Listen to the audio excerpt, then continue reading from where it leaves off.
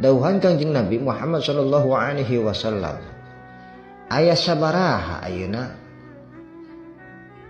ti para sahabat kaula anjeun atau golongan umat kaula. Ceuk Iblis aya 10 urang.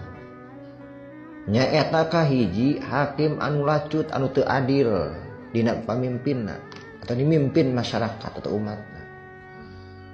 Kadua jalma beunghar nu takabur bedogong ku haratana. Katilu tukang dagang nu khianat teu jujur. Kaopat tukang nginum arak, tukang mabok.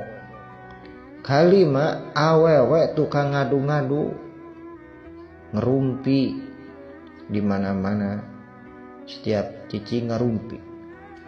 Kagenep jalma tukang ria, sum'ah. Katujuh jalma nu ngadahar barang budak yatim, harta anak yatim didaang ngayakeun pesantren dek mengataskan anak yatim.